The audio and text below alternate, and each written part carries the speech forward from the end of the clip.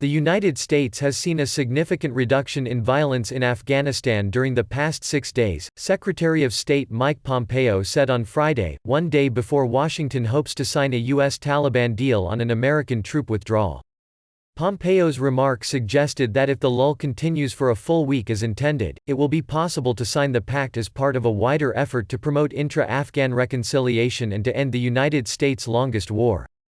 The U.S. Taliban agreement would begin a phased withdrawal of American and coalition forces. It would also require the Taliban to initiate a formal dialogue with the Afghan government and other political and civil society groups on a permanent nationwide ceasefire and power sharing in post-war Afghanistan.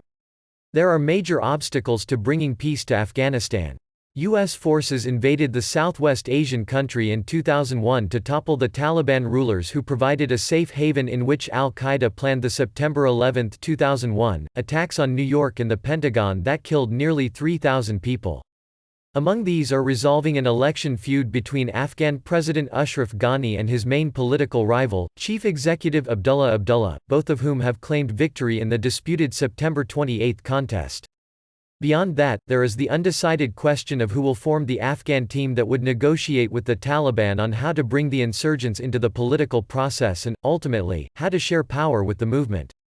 Pompeo, testifying before the House of Representatives Foreign Affairs Committee, also said Washington is watching to see whether neighboring Iran may seek to play a spoiler role in Afghanistan, where the United States has roughly 13,000 service members stationed.